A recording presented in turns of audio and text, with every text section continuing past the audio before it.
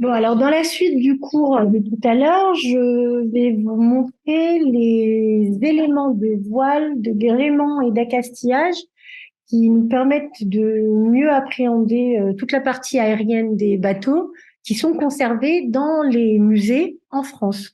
Donc, ces objets sont accessibles sur les bases de données en soi, donc il ne faut pas avoir des connaissances particulières pour y accéder, en tout cas pour les musées qui informent leur base de données en ligne. Les compétences qu'il faut absolument avoir, c'est celles des compréhensions des objets sur lesquels vous allez travailler, mais ça coule de source. Alors, les principaux musées qui sont représentés par les éléments que je vais vous montrer, ce sont les musées lyonnais, avec le musée des Confluences, et le musée des Beaux-Arts, le musée du Louvre et les musées de Marseille, de la Vieille Charité et musée Bourse également.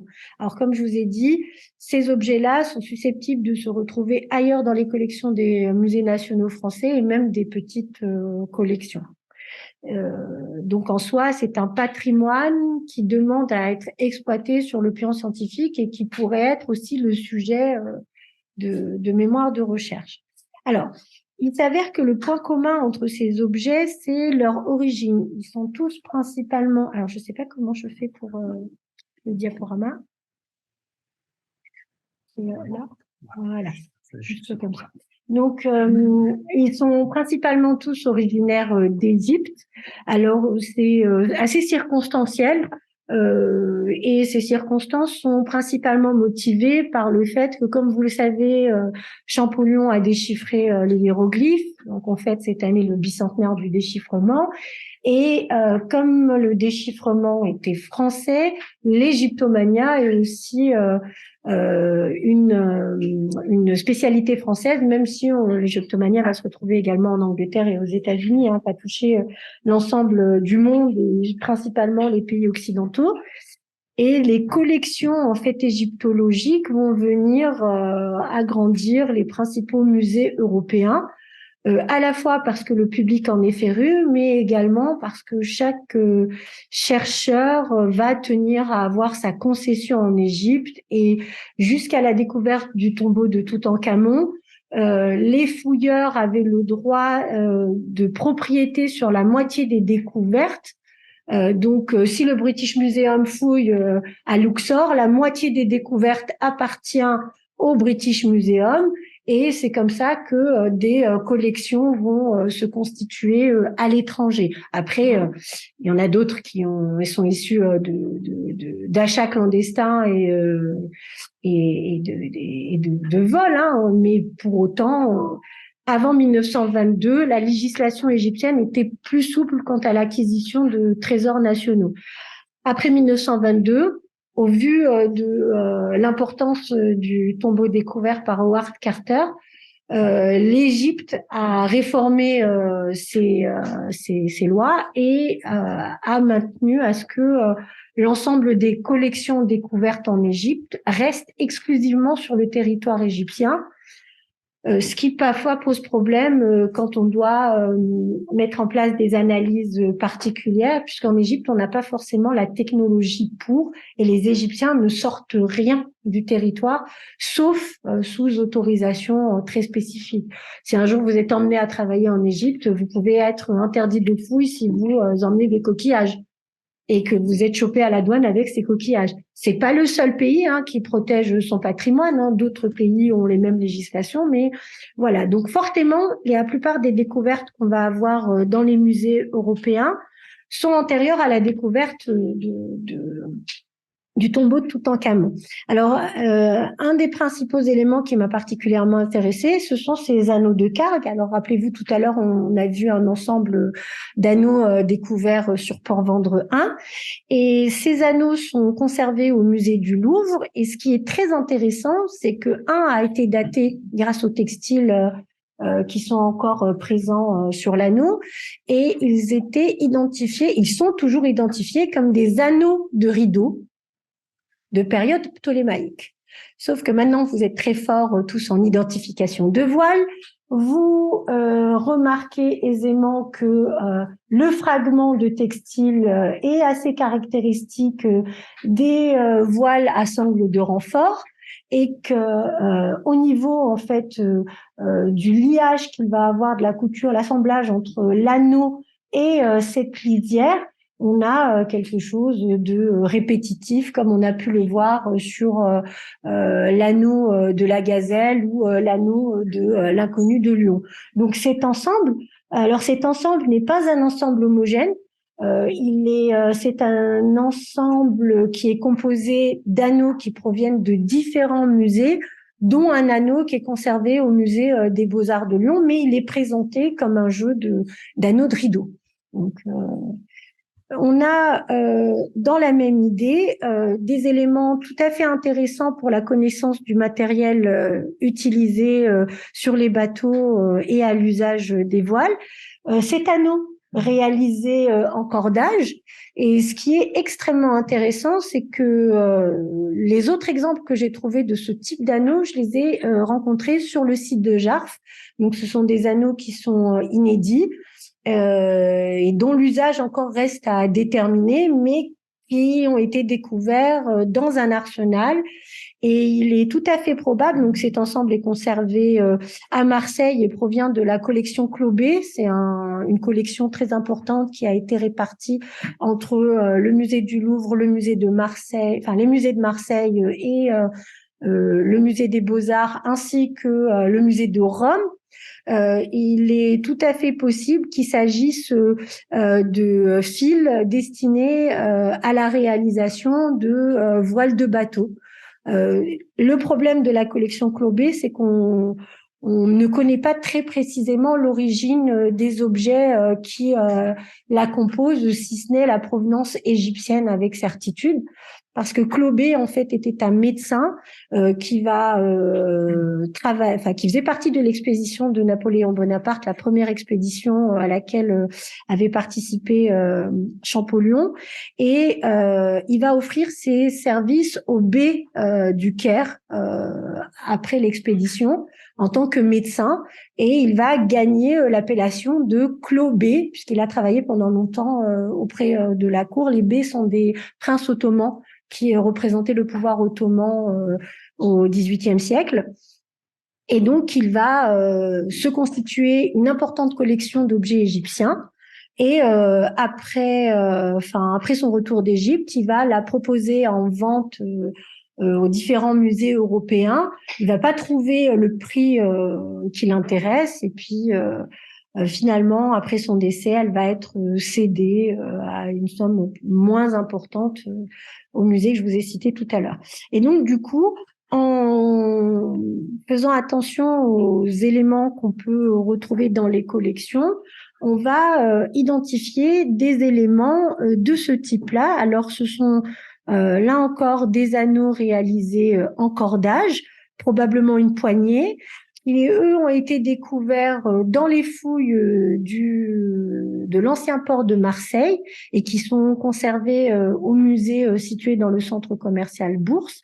Et si vous vous rappelez, tout à l'heure, je vous avais expliqué que un certain nombre d'objets ont été découverts, recouverts de poids au moment de la fouille, et donc cet anneau en fait partie, et il a probablement été contaminé par la poix dans un second temps, au moment en fait où il va se retrouver dans les eaux du port, et la poix n'est pas forcément en lien avec l'usage qui en a été fait. Donc si on peut pas identifier précisément à quoi il servait, en tout cas, il vient apporter des informations sur les éléments qui étaient associés avec les parties aériennes des bateaux, et interroge également sur la typologie des éléments en cordage, puisqu'il n'y a pas d'études qui sont faites à proprement parler sur ces éléments-là, et invite à la réflexion. Alors, toujours au musée des Beaux-Arts, et provenant des Beaux-Arts donc de Lyon, et provenant de la collection Clobé, des ensembles de cordées. Alors, ce qui est particulièrement intéressant, alors ici, on a un cordage incomplet, mais là, on a une cordée complète. C'est que tout à l'heure, je vous avais expliqué que les cordes en fonction de leur épaisseur, de leur longueur et de leur poids, on peut en identifier un usage spécifique. Pour la marine du XVIIe et du XVIIIe siècle, on le connaît précisément parce qu'il y a des registres qui précisent, qui mentionnent la nature des cordages, leur poids et leur longueur. Là, en l'occurrence, une étude serait intéressante à faire, à réaliser pour peser cette corde. Alors, il faut savoir que les objets que vous verrez, la plupart sont inédits, ils sont conservés dans les réserves de musées, mais n'ont pas été sujet d'études scientifiques poussées. Mais là, on remarque que c'est une corde réalisée avec 3 taurons et qui devait probablement être utilisée pour les besoins de la marine. On a toujours dans le même ensemble une autre cordée de ce type et une quatrième. Alors on voit que ce sont des petites cordes qui ont toutes le même profil, avec une cinquième. Ce qui est intéressant, c'est que ces cordes présentent une différence de couleur. Alors, vous vous rappelez tout à l'heure ce que je vous avais expliqué sur les cordes? Elles sont de deux types. Il y a les œuvres courantes et les œuvres mortes. Les courantes, elles sont comment? Elles sont jaunes. Et les dormantes, elles sont recouvertes de pois. Or, là, on voit qu'elles sont bicolores. D'après vous, pourquoi est-ce qu'elles seraient bicolores? Parce qu'on voit bien qu'elles n'ont pas été utilisées. Parce qu'elles sont empaquetées. C'est-à-dire? Alors, probablement la capillarité ou la présence de résine à proximité de cet ensemble. Alors, comme je vous ai dit, ça provient d'Égypte. Une des pistes de réflexion, peut-être qu'elle proviendrait d'un tombeau dans lequel il y aurait eu des restes de cordage. C'est pas impossible, mais on n'a pas plus d'informations que cela. Alors ça, c'est un de mes préférés. Alors ce cordage-là, très très particulier, est conservé au musée du Louvre. Et alors, on peut en restituer son usage grâce à l'iconographie. Et alors, je vais faire appel à vos deux observateurs. D'après vous, où est-ce qu'on pourrait le retrouver?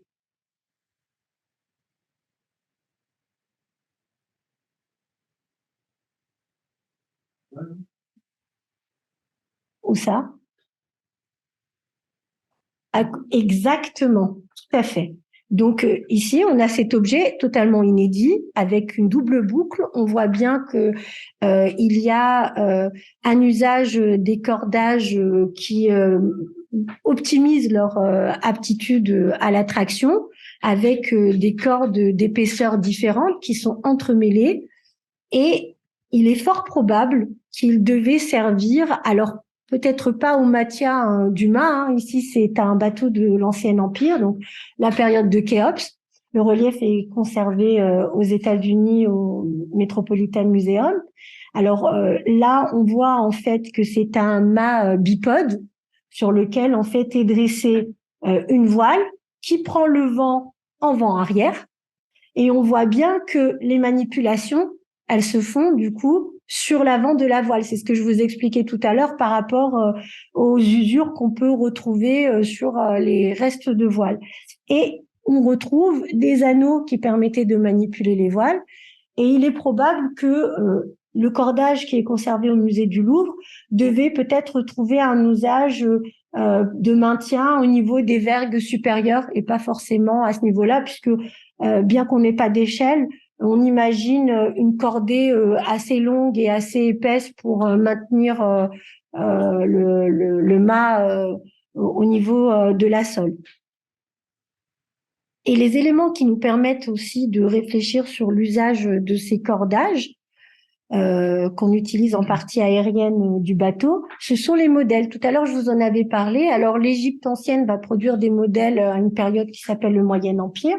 Donc, pour ceux qui n'ont jamais fait d'égyptologie, le découpage du temps utilisé par les égyptologues est celui que les Égyptiens utilisaient eux-mêmes pour raconter leur propre histoire. Donc, il y a la période prédynastique, qui est celle avant les pharaons de l'Ancien Empire. L'Ancien Empire, la période des pyramides. la première période intermédiaire, le Moyen Empire, deuxième période intermédiaire, Nouvel Empire, autre période intermédiaire, puis la période de ptolémaïque, avec aussi par après la période romaine. Et donc au Moyen Empire, dans les tombes des notables vont apparaître ces petits modèles de bateaux. Et de nombreux travaux, notamment ceux de Patrice Paumet, vont montrer que c'est la reproduction de bateaux qui étaient en usage en Égypte ancienne. On le sait parce qu'ils étaient également représentés tels quels sur les parois des tombes, et on va les retrouver également représentés sous de multiples formes sur les parois des temples.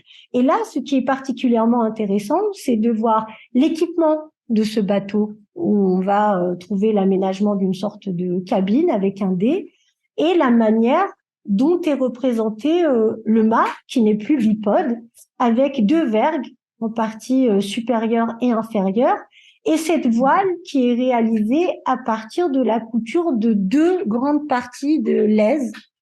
Ce qui est aussi intéressant, c'est la manière dont les cordes sont passées au niveau de la mâture et de la vergue supérieure. Tout à l'heure, vous vous rappelez, je vous avais montré, j'avais insisté sur le montage des voiles en vergue supérieure, que ce soit au Moyen-Âge ou à la période hellénistique. On voit bien qu'on a une typologie des montages qui est totalement différente, ce qui induit également que les cordages qui sont utilisés ici vont forcément être différents de ceux qu'on va trouver sur l'usage, en usage sur le pont. Mais par contre, c'est le même type de cordage qu'on va pouvoir retrouver ici sur cette représentation pour la manœuvre de la voile. D'accord? C'est en associant les éléments iconographiques avec les objets textiles qu'on peut déduire les usages. Alors, il faut faire très attention sur les bons chronologiques qu'on va pouvoir faire entre les périodes et une période et l'autre, mais si on s'intéresse à l'évolution technologique, on peut pallier les changements. D'accord? Là, sur cet autre modèle qui est particulièrement intéressant, on voit la manière dont on détend une voile pour prendre le vent, et on voit que là encore, là on va avoir beaucoup plus de cordage pour manipuler la voile, qui va forcément apporter des manœuvres limitées au niveau du bateau. Et on a ici une voile où on ne va plus avoir le même montage de couture que tout à l'heure. Il faut avoir à l'esprit que les modèles qui n'ont pas été restaurés représentent des réalités. Et les modèles étaient réalisés par des prêtres qui reproduisaient donc des réalités techniques, et on ne va pas avoir une voile avec deux parties de tissu par souci d'économie. Par exemple, on va avoir la représentation d'un usage technique sur une voile précise, probablement d'une région précise. Mais les travaux sont pas assez avancés pour pouvoir localiser les différentes traditions dans la réalisation des voiles. Ce qui est également intéressant dans cette scène, c'est qu'on a très probablement le convoiement de marchandises ici, et la manière dont l'équipage va s'affairer pour justement descendre cette voile. Donc on a à la fois la représentation d'un bateau tel qu'il était utilisé, mais aussi les gestes des marins, plus ou moins reproduits au niveau de l'usage de ce type de bateau. Donc ça apporte des informations sur la manière dont pouvaient agir les équipages, et d'ailleurs ceux qui sont habitués à l'iconographie des scènes de navigation, que ce soit sur les reliefs ou sur les représentations vasculaires, il n'est pas rare, si vous faites attention, de voir sur des scènes de navigation des voiles en partie déployées, des voiles en train d'être remontées, avec des personnages qui vont avoir des situations totalement différentes sur les scènes. Tout à l'heure, sur le modèle ici, on a un personnage qui est bien plus important en taille que les autres. C'est pour montrer en fait le statut qu'il avait et le rôle qu'il probablement il jouait dans la navigation du bateau, puisque les personnages les plus importants sont assis ici au centre, ils sont assis en majesté. mais c'est probablement le capitaine du bateau ou le timonier qui est représenté à l'avant. Oui. C'est vraiment avéré par rapport à ces modèles que, par exemple, là, c'est le capitaine du bateau, on dit que justement, c'était vraiment leur fonction et que du coup, on peut dire. Alors, en iconographie, chaque personne est représentée en fonction de sa fonction. Et on peut l'identifier justement à la manière dont elle est représentée. En comparant les différentes scènes, on peut restituer le rôle de chacun. Dans l'Égypte ancienne, le statut des individus est représenté par la taille. Là, en l'occurrence, on pourrait penser que le personnage le plus important, c'est celui qui est devant, mais non, parce que c'est le scène du convoiement, soit de ce personnage-là. Le propriétaire était très certainement le personnage en majesté, parce qu'on a des scènes de représentation qui montrent les personnages les plus influents dans cette posture-là. Les marins ou les gens issus de classes populaires, voire les prêtres, vont porter des pagnes et on va pouvoir les distinguer par rapport aux vêtements qu'ils vont porter. Et donc, c'est avec la posture, la taille de la représentation et l'organisation, là en l'occurrence de l'objet, qu'on va déduire par comparaison le rôle de chacun. Comme le bateau est représenté en marche, puisque la voile est dressée, elle est ouverte, la compréhension de la position de ce personnage ne peut que se faire par la position à l'avant du bateau, comme celui qui fait avancer le bateau, puisque le personnage principal est ici, et tu remarques que à l'arrière, on a le serviteur de ce personnage-là, qui est bien plus petit en taille, et c'est pas une histoire d'économie de représentation des sujets, puisque ces objets-là qui prenaient place dans les tombeaux étaient achetés exprès pour le rôle religieux qu'ils allaient jouer dans le tombeau. Et donc, du coup, comme objet cultuel important, on allait investir dans ce qui était, ce qui allait fonctionner de la meilleure des manières. Par contre, pour l'archéologie navale, c'est une source d'information précieuse par rapport justement aux informations techniques que vont comporter ces modèles du Moyen Empire. Mais il faut toujours les voir en parallèle avec l'iconographie et, quand on peut le faire, avec les épaves, ce qui n'est pas forcément aisé. Alors, on passe sur ce modèle-là. Ce modèle est intéressant parce que, en fait, en regardant les coiffures, on peut déduire que dans l'équipage, il n'y a pas de femmes, il n'y a que d'hommes. Parfois, sur certains modèles, on va avoir des équipages mixtes, alors qui ne sont pas forcément des équipages de marins, mais on va avoir une population mixte sur le bateau. Et on comprend qu'il va avoir un transport de personnes associé à un transport de marchandises, comme c'est également représenté sur des peintures dans des scènes de vie qu'on va retrouver dans les tombeaux. Et là où justement l'étude des voiles sur les modèles est intéressante, c'est quand on peut la confronter aux textiles qui sont conservés dans les musées, et lorsque ces textiles justement représentent des restes de voiles de bateau. Alors tout à l'heure, je vous avais déjà montré des fragments du reste de cette voile. Alors ils sont issus du linceul de l'inconnu de Lyon, qui est une momie qui a été étudiée par l'équipe de Jean-Claude Goyon, qui était professeur d'égyptologie à l'université de Lyon 2, en mettant en place un programme qui visait à comprendre la momification, les techniques de momification. Parmi les textiles qui étaient utilisés pour ce que j'appelle le trousseau funéraire de la momie, des restes de voiles de bateau ont été ont été identifiés par Jean Rouget, et notamment grâce au fragment que je vous ai montré tout à l'heure où il y avait un fragment d'anneau qui était encore attaché au tissu au moment où il a été utilisé. En reprenant l'étude avec Emmanuel Nantais, Donc, comme je vous l'ai dit tout à l'heure, j'ai pu identifier l'usage des restes de 8 voiles de bateau qui correspondent à 2 types, donc les voiles à sangle de renfort et les voiles sans sangle de renfort. Et un des éléments qui m'a permis d'identifier ces voiles, c'est la présence de réparations. Alors tout à l'heure, je vous en avais parlé, un de vous m'avait dit, mais pourquoi est-ce qu'on ne répare pas les voiles plusieurs fois au lieu de les utiliser comme élément d'emmaillotage de momie? Eh bien, en fait, là, tu peux voir qu'il y a de multiples réparations sur ce fragment. Alors, c'est vrai que c'est un peu difficile de montrer des pièces de ce type-là, hein, qui fait plus de 40 centimètres. Et en fait, alors, la souris ne me permet pas.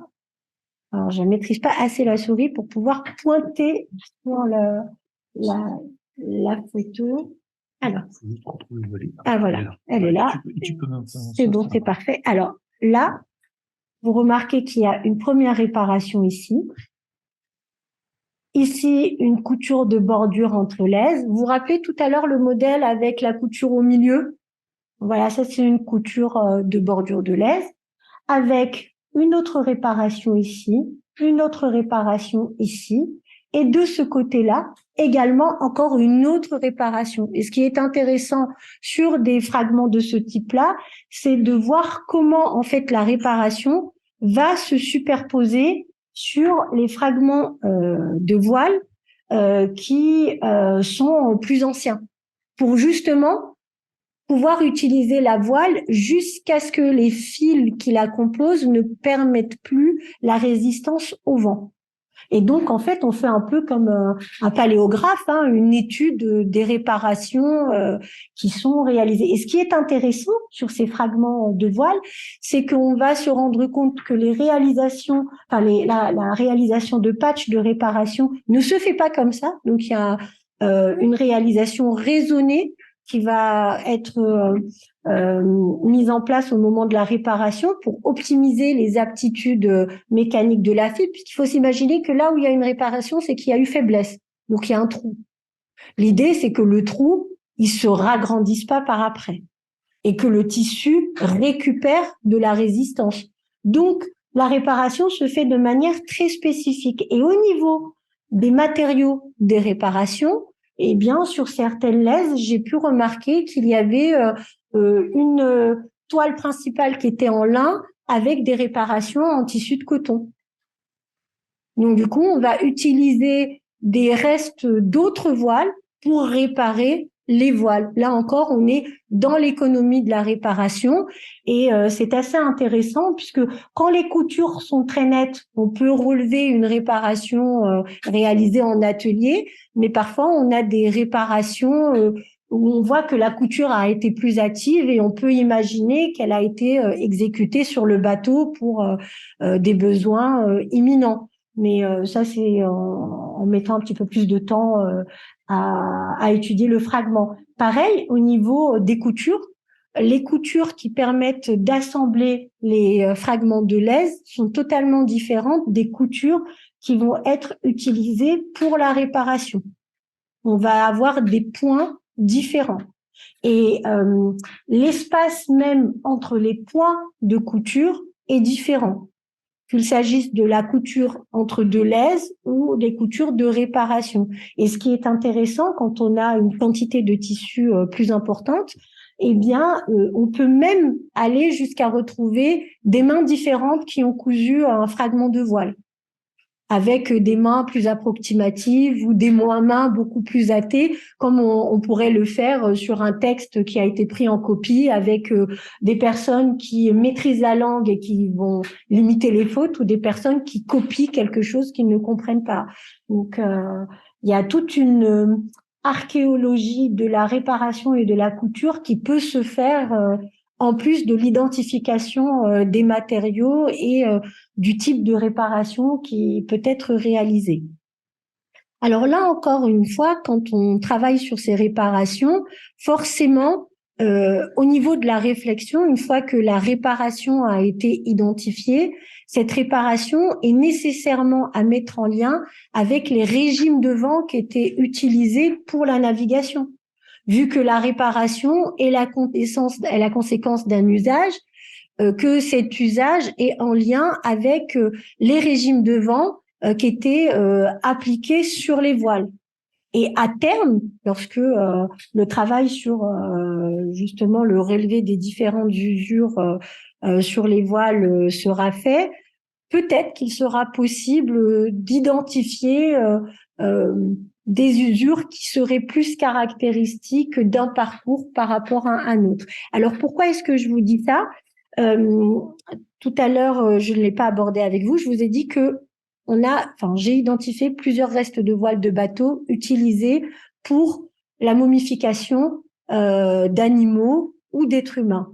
Il s'avère que sur les momies que j'ai pu identifier, certaines sont principalement localisées soit au niveau du fleuve du Nil, soit au niveau de la mer Rouge ou du delta. À terme, lorsque la recension sera faite, il pourrait être intéressant de voir si on va avoir des typologies de voiles qui vont être plus concentrées dans une zone par rapport à une autre. Et là, on pourra déduire des régimes de vent qu'on pourra associer à des usures spécifiques. Donc, c'est un travail qui va se faire sur la systématique de longue haleine. Alors, c'est pas le travail le plus intéressant à faire puisqu'il est rébarbatif, c'est un travail de récollement, mais par contre, c'est celui qui sera le plus informatif vu que les caractéristiques seront systématiquement les mêmes et c'est un peu le travail qui avait été fait en céramique au début du travail qui avait été réalisé par les archéologues quand les premières collections et les premiers types ont été réalisés. Tout à l'heure, donc, on parlait des scènes où on ferle et déferle les voiles. Et donc là, sur ce relief, on voit comment sont positionnés les cordages qui vont permettre de carguer les voiles et de les manipuler rapidement. Tout à l'heure, je vous avais parlé d'une typologie des voiles. Donc, on avait parlé des voiles à sangle de renfort et des voiles sans sangle de renfort. Cette laise-là, par exemple, c'est une laise qui n'utilisent pas les sangles de renfort parce que le tissage du tissu qui compose la voile est assez résistant pour s'en passer. Quand on a une toile, armure toile plus simple, on va devoir avoir des sangles de renfort pour optimiser la résistance de la toile. Comme je vous l'avais montré sur le relief de Torlonia, où on va avoir là la représentation d'une voile à sangle de renfort. Ici, sur le relief que l'on vient de voir, pardon, on a pris de l'avance. Ici, on remarque qu'il n'y a pas de sangle de renfort. Et en fait, ce n'est pas parce qu'elles ne sont pas représentées, c'est parce qu'on a une typologie de voile où il n'y a pas de sangle de renfort et où l'événement le plus important, c'est la montée du vent avec le fait qu'on va hisser la voile pour prendre le vent.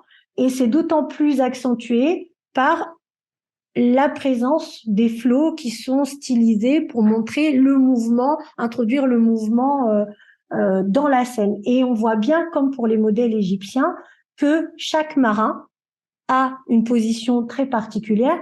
Alors ici, on ne le voit pas, mais sur d'autres scènes, on va avoir des représentations de vêtements différentes et des tailles de représentation de marins différents qui permet de déduire leur rôle dans le bateau, comme c'était le cas pour le modèle de tout à l'heure.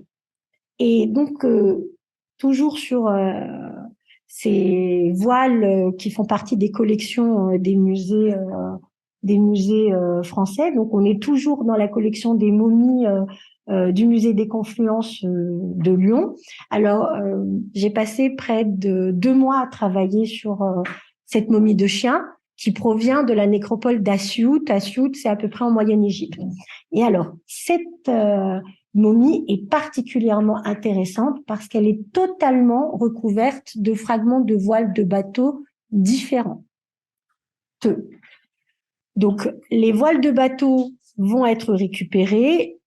Certaines voiles vont être directement au contact avec le corps de la momie. Et en fonction des embaumeurs, on va avoir des épaisseurs de tissu totalement différentes. Et d'autres, et là c'est une superposition de 3, vont servir comme d'une forme de couverture pour le chien. Alors là, en l'occurrence, comme pour les autres momies, c'est pas l'élément voile qui est cherché par les embaumeurs. C'est vraiment le facteur textile. On a besoin de réaliser une momie, on a besoin de tissu, et c'est ce tissu-là qui va être utilisé parce que c'est celui que l'on a. Et là, vous allez me dire, mais qu'est-ce qui vous permet d'identifier ces tissus comme des restes de voile? Eh bien, c'est le détail. Vous vous rappelez des réparations et des coutures du fragment qu'on vient de voir tout à l'heure. Donc, on a à la fois des armures très caractéristiques spécifiques aux voiles de bateau que l'on peut identifier comme tissu d'enveloppe, et on a ces points de couture très spécifiques qu'on retrouve sur le tissu de couverture supérieure. Hein. C'est ce tissu-là, d'accord? C'est ce tissu-là qu'on voit ici, plus dans le détail. Là. D'ailleurs, on reconnaît sa couleur. Alors, en identification, ces tissus, les deux sont des tissus de lin. En réalité, il y a 3 tissus qui se superposent ici et un seul qui est en contact direct avec le chien. Et la couleur beaucoup plus foncée que l'on peut identifier en premier plan, ce qui est hyper intéressant, c'est de l'indigo. L'indigo est un colorant issu d'une plante qui s'appelle l'indigotier, qui vient, comme son nom l'indique, de l'Inde à l'origine. On en trouve en Égypte. Et là, la couleur est foncée, probablement due à la présence également de résine utilisée pour la momification.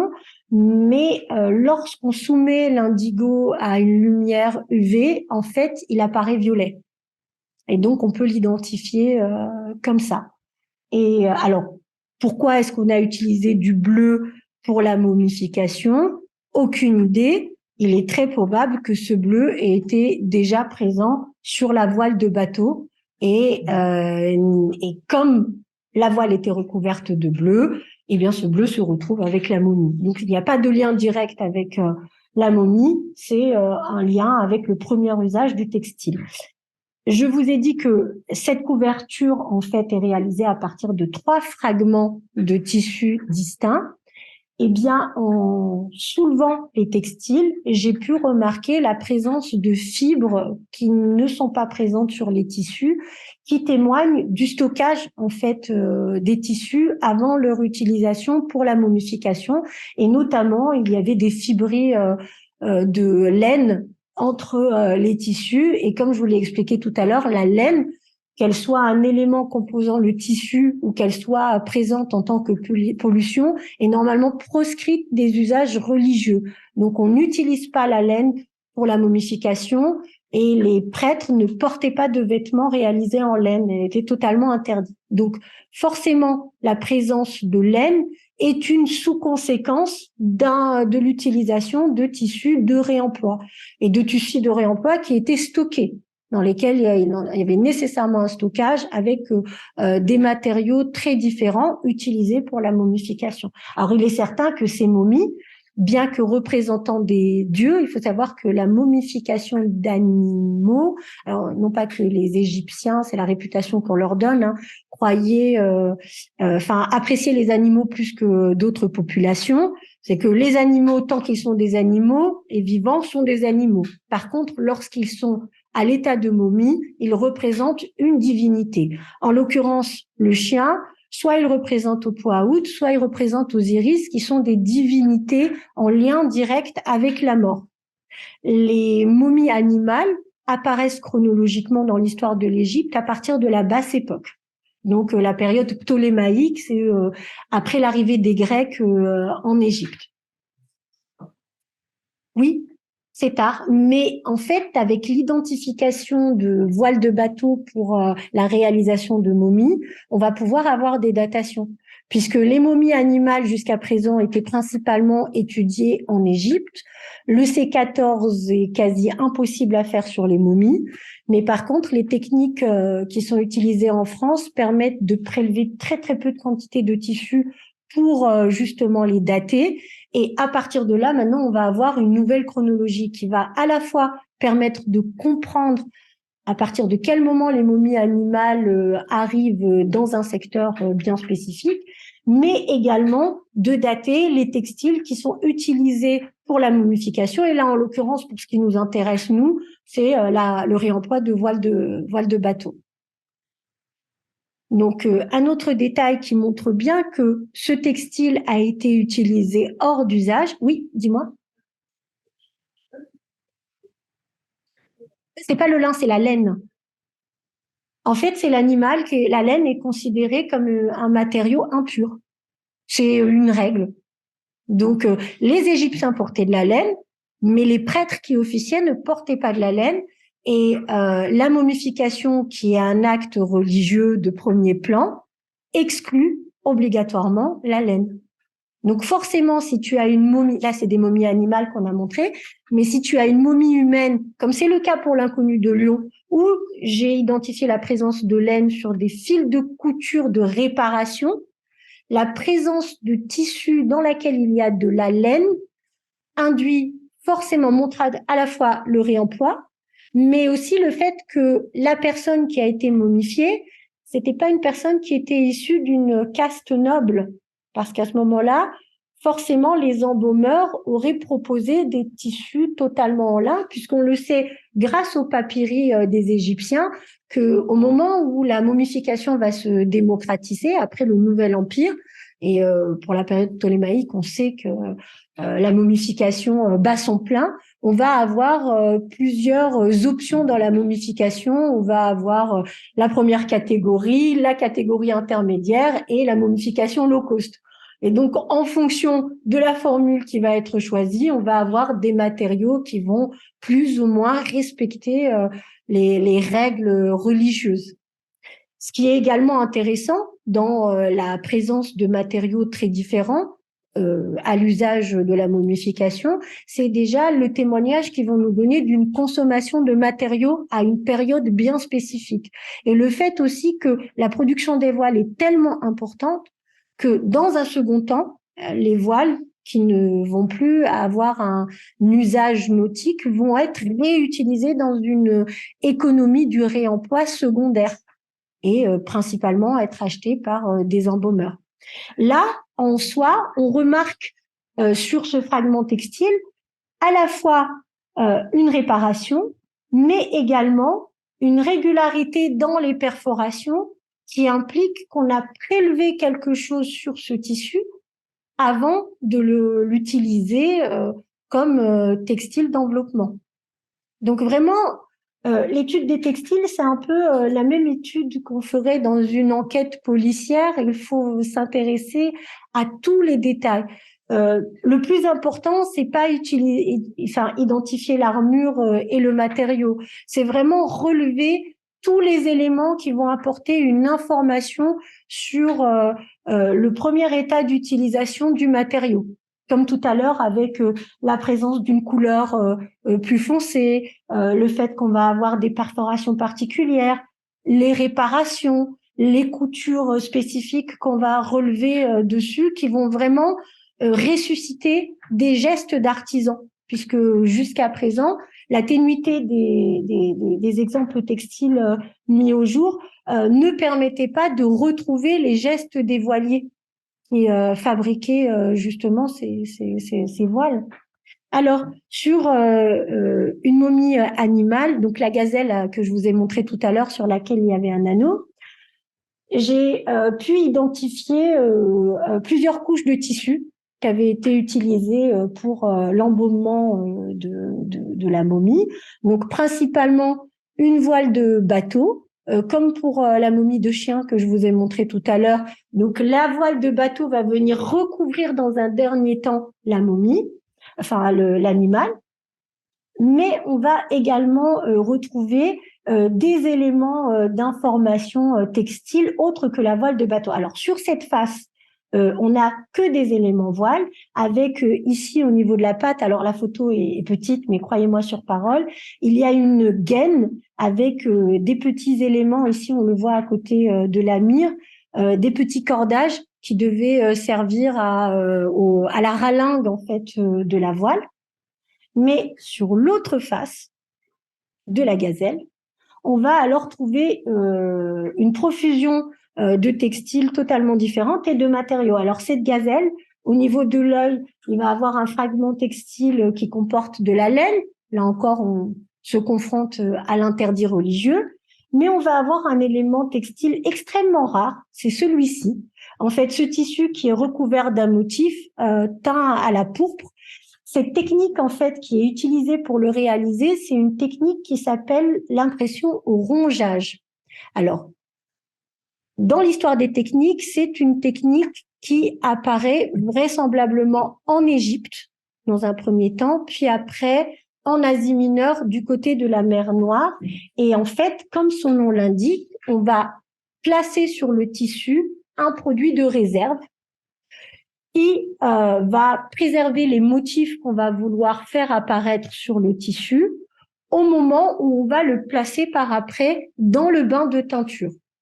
Le bain de teinture donc va ronger une partie des éléments et préserver une autre et va permettre le développement du motif. Alors vous allez me dire comment est-ce qu'on sait que c'est un motif qui est produit par cette technique-là et pourquoi c'est pas de la peinture ou un tampon ou du tissage. Alors déjà c'est pas du tissage parce que sinon on aurait des fils colorés différents qu'on verrait de part et d'autre. Et s'il s'agissait de peinture ou de tampon, la couleur serait apposée uniquement sur la surface du tissu, comme si vous peigniez sur votre textile. Là, en l'occurrence, en microscopie, on voit que la couleur a pénétré le cœur de la fibre. Ça veut dire qu'elle a créé des liaisons chimiques avec la fibre pour se fixer dessus. Et donc, on va avoir un motif qui va se voir sur l'envers et sur l'endroit du textile. On a un tissu teint à la pourpre dans une technique très rare, donc teint à la pourpre, donc de grande valeur ajoutée, qui se retrouve comme élément de rembourrage dans une momie animale. Donc nécessairement, ce textile s'est retrouvé entre les mains de chiffonniers qui vendaient au kilo des tissus issus soit du monde nautique, soit autre. Après, rappelez-vous le texte de Lucien qui parle de l'Isis. Tout à l'heure, je vous le mentionnais. L'Isis qui rapportait la nonne à Rome est décrit comme ayant des voiles teintes à la pourpre, brodées de fils d'or. Ça n'exclut pas l'usage nautique du tissu, mais en l'occurrence, l'armure qui caractérise ce textile n'est pas une armure de voile de bateau. Et on n'a pas assez d'éléments sur la partie apparente qui permettent d'identifier l'éventuelle présence de sangles de renfort, puisque comme c'est une armure toile simple, s'il s'agissait d'une voile, il faudrait des sangles de renfort. Et lorsque les sangles sont prélevées, comme je vous l'ai montré tout à l'heure, il y a les points d'entrée de l'aiguille qui permettaient la couture des sangles qu'on peut retrouver sur la surface des textiles. Et là, on n'a pas assez d'éléments d'information pour pouvoir le justifier. Donc, voilà. Donc, dans les voiles dans les momies, on va à la fois avoir la possibilité de retrouver les textiles nautiques, mais également d'avoir un instantané des consommations textiles qui étaient réalisées à une période bien particulière. Et grâce au C14, eh bien, peut-être qu'à terme, on va pouvoir suivre les consommations de différents matériaux en réalisant des datations. Mais là encore, c'est des travaux qui prennent du temps et qui nécessitent aussi de l'argent parce qu'il faudrait dater systématiquement et la datation, même s'il fait des miracles, coûte cher malgré tout et prend du temps. Donc, issu des collections du musée des Beaux-Arts, cette sangle absolument extraordinaire qui est une sangle de renfort de voile de bateau. Et ce qui est très intéressant, c'est que ici, elle apparaît comme ajourée, un petit peu comme si c'était de la dentelle. Et alors, en quoi cette information est intéressante? C'est que vous avez vu tout à l'heure sur les sangles de renfort, on a vu que certaines étaient rehaussées de couleur. On va avoir de la couleur rouge ou jaune ou marron qui va venir rehausser ces sangles. On a remarqué que pour les textiles qui étaient conservés en tout cas notamment au musée des Confluences, certaines couleurs, certaines fibres se dégradaient, probablement dû au colorant qui était utilisé pour les teindre. Et là, ici, en l'occurrence, on a une sangle qui a perdu les bandes colorées et qui a été réinterprétée comme un élément de décoration textile ajourée dont on a perdu l'usage de l'identification. Donc, c'est classé dans les collections comme une bande ajourée, probablement qui aurait servi d'élément de décor pour des rideaux ou autre, alors que c'est un élément technique de voile de bateau. On a cet élément-là qui est conservé au musée du Louvre, qui est particulièrement intéressant, puisqu'en fait, il s'agit d'une sorte d'embrase avec un œillet très caractéristique qu'on retrouve sur les voiles de bateau et notamment à Jarf. On a des éléments de ce type-là, mais sur des voiles beaucoup plus récentes, comme les voiles des vieux gréements du XVIIe ou du XVIIIe, on va retrouver des éléments de ce type-là également. Et on a ce fragment textile qui est totalement, qui était associé à une momie et qui provenait à l'origine d'une voile de bateau et qui s'est retrouvé dans les collections du Louvre parce qu'il provenait de momies démantelées. Alors, comme vous le savez peut-être, au XIXe siècle, il était d'usage dans les bonnes familles françaises, mais aussi dans les commissions scientifiques, de débandeleter des momies, à la fois pour récupérer les trésors qu'ils pouvaient avoir entre les bandes, mais aussi pour comprendre comment elles étaient réalisées. Alors, issu encore également du fond des textiles du musée du Louvre, différents restes de voiles de bateau qui étaient utilisés comme élément de rembourrage pour momies.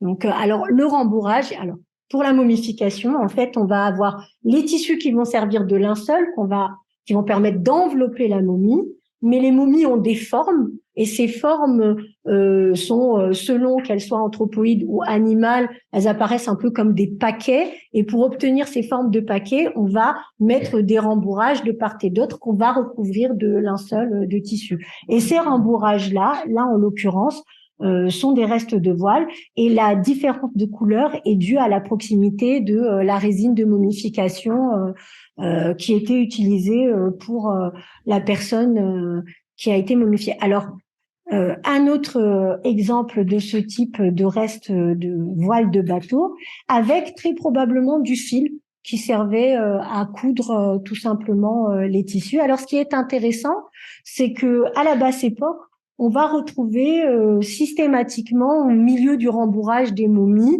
quand on a des momies débandelettées, des écheveaux de fil, des pelotes de fil sous différents enfin, on va retrouver le fil et la fibre sous différents usages. Pour la momie de l'inconnu de Lyon, on va retrouver des écheveaux de fil et des pelotes de fil de lin, mais également du lin sous forme de duvet.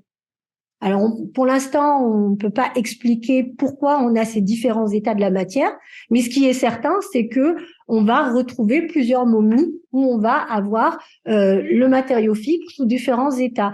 À Kharga, par exemple, qui est un site situé pas très loin de la mer Rouge, il y a des restes de voiles de bateaux qui sont utilisés pour des momies humaines.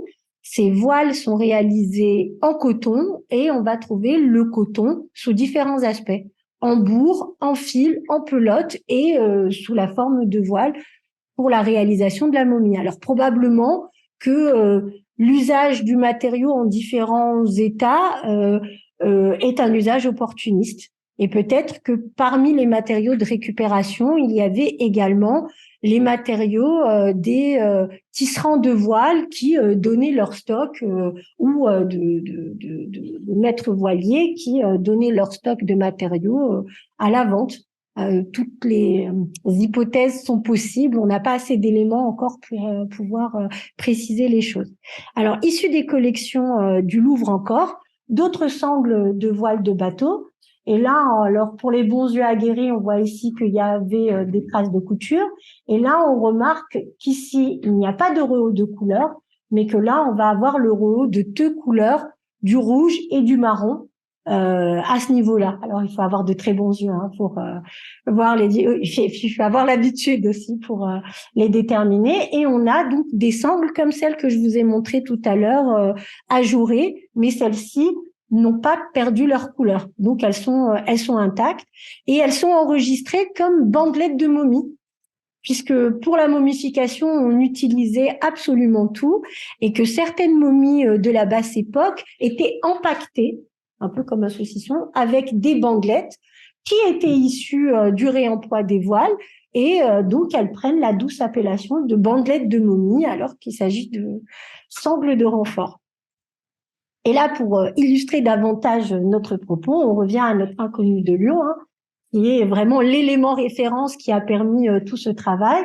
On a à la fois nos sangles rehaussées de couleur, qui perdent leur couleur par endroits. Et alors, ce qui est intéressant, c'est que sur les ensembles de ce type-là, sur les restes des 4 voiles de ce type-là, on voit la dégradation des couleurs. C'est pour ça qu'on peut l'affirmer ailleurs. C'est pas parce qu'on se dit, ah tiens, ce serait bien d'expliquer les trous comme ça. C'est parce qu'on voit la dégradation des fibres. Et on a ce qu'on a vu tout à l'heure sur le fragment de voile sans sangle de renfort, une magnifique réparation. Et on se rend compte qu'on a exactement le même type de réparation, ce qui permet d'être certain qu'on est dans des restes de voile de bateau. Et ce qui est particulièrement intéressant et même perturbant, c'est que les seules sources que l'on a sur la voilerie, ce sont les sources qu'on va avoir au XVIIIe siècle, au XIXe et au XXe siècle. Et lorsqu'on est face à des ouvrages de maîtres voiliers, on va avoir justement des informations sur les points de couture qui sont utilisés. Chaque point de couture doit être à une certaine distance en fonction de sa nature. Et on va avoir des points à 0,4, 0,5 cm, 1,2, 1,5, 1,7. Et en relevant très méthodiquement, c'est là où vous pouvez vous rendre compte du temps qu'on peut passer sur un fragment de ce type, on va retrouver exactement les mêmes valeurs. Et tout à l'heure, on parlait du type de déchirure qu'il pourrait avoir. Ici, on a très probablement une déchirure volontaire dans ce fragment de lèse.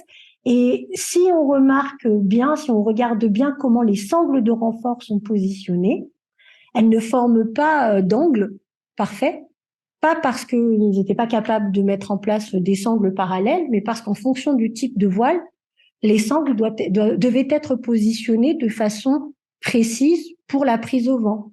Et donc, on avait probablement une voile ici qui n'était pas quadrangulaire pour expliquer la position de cette sangle-là, mais aussi d'autres.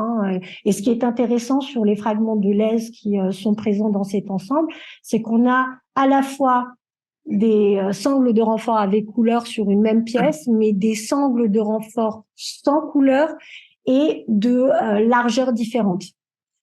On va avoir des sangles de 2,5 cm, des sangles de 2,8 cm et des sangles de 3 cm qui devaient très certainement avoir un rôle bien précis sur la voile.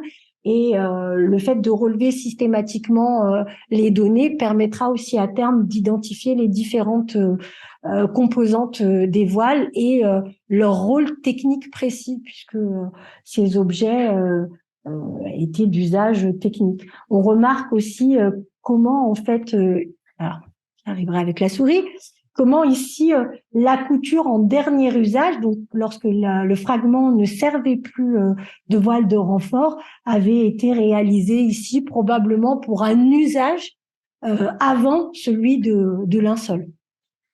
Donc voilà. Un autre fragment de voile de bateau, donc du même type que celle-ci, mais on voit que les fragments ne sont pas issus de la même voile. Alors moi je vous le dis parce que j'ai l'habitude et que ici on va avoir des voiles. Ici au niveau des hautes couleurs, on a du marron et du rouge. Et ici, en fait, on va avoir que du marron, avec d'ailleurs ici un exemple de dégradation de couleur qui apparaît un peu, dégradation de la couleur au niveau des fils, comme un peu des couleurs passées, en fait, un peu plus claires, mais c'est parce que le fil, en fait, au niveau la sangle au niveau du fil coloré va disparaître. Et là, en cartographiant cette lèse, on se rend compte que on va avoir des positions, là encore, des sangles de renfort différentes. Alors bien sûr, à chaque fois, il y a un patron qui est réalisé avec un relevé précis des mesures qu'il va avoir entre les sangles de renfort. Mais également, on va avoir ici la présence d'anneaux de cargue qui ont été prélevés à ce niveau-là. Et tout à l'heure, je vous avais parlé de la distance entre les percements qu'il y avait entre les anneaux. Vous vous rappelez? Eh bien, en fait, ici, sur la sangle, on arrive à le retrouver. Et donc, on comprend que avant que cette voile ait été hors d'usage, on va prélever les éléments qui ont de la valeur pour être réutilisés pour toute autre chose.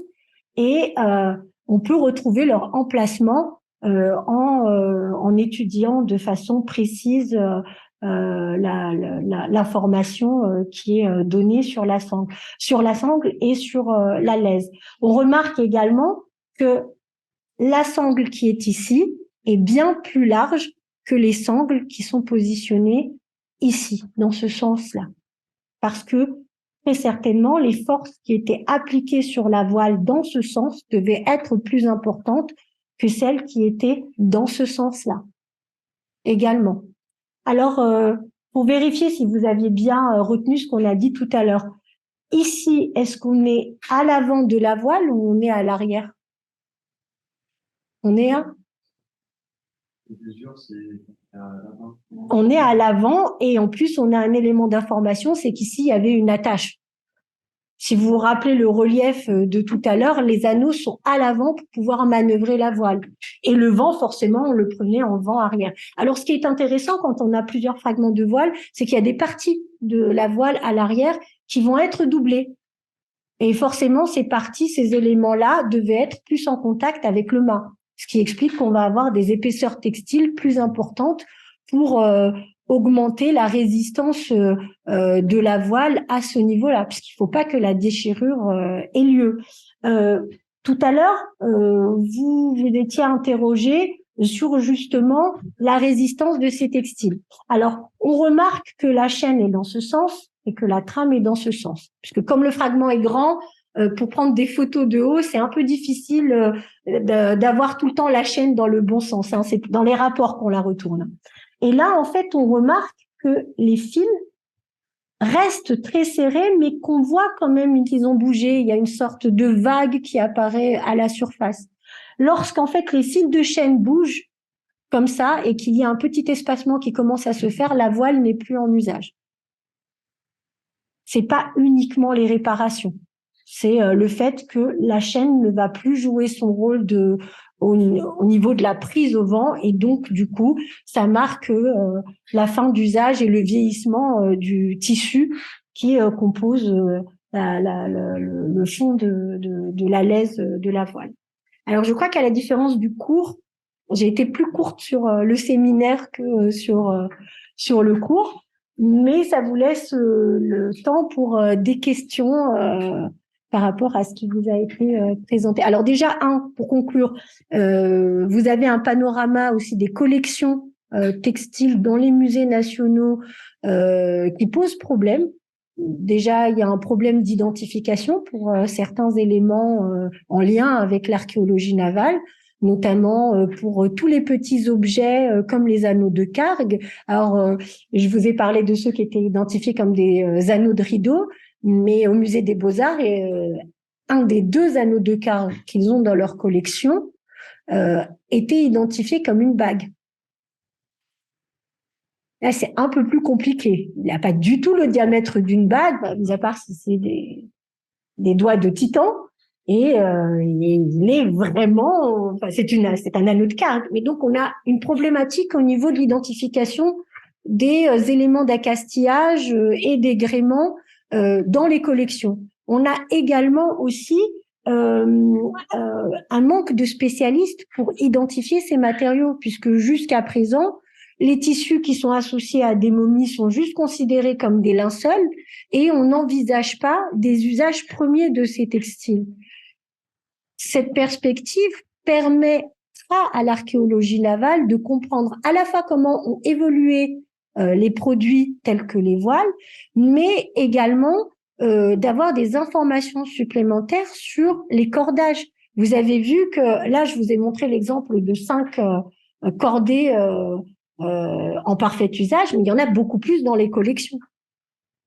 Et ces cordées permettraient d'avoir des informations sur la typologie des cordes qui étaient utilisées sur les bateaux, leur poids, leur réalisation, leur résistance, les matériaux. Tout ça, ce sont des éléments d'information qu'on ne va pas nécessairement retrouver sur les bateaux, même si souvent les cordages sont conservés. Ils perdent leur résistance, on ne peut plus les peser pour savoir au moment de leur réalisation quel est le poids qu'ils pouvaient avoir. J'avais lu que sur les bateaux du XVIIe siècle, le poids des cordages pouvait dépasser les 100 kilos. Donc, ça donne une idée du poids d'un bateau gréé hors équipage et hors marchandises. Donc, c'est toute une nouvelle perception à la fois de l'archéologie navale qui s'ouvre avec l'identification de ces objets dans les collections, mais aussi pour vous qui seront des futurs professionnels, une ouverture sur l'interprétation, voire la réinterprétation des objets qui sont dans les collections des musées. Beaucoup d'objets dans les collections de musées n'ont pas d'identification précise, à la fois pour leur usage, mais aussi on a pour certains des problématiques d'origine, où on va avoir une classification qui va être faite par rapport euh, au style de réalisation de l'objet. Donc en fait, en archéologie navale, en tout cas, pour en rester sur ce domaine-là, tout est à faire par rapport à l'étude des éléments organiques associés au fonctionnement des bateaux. Voilà.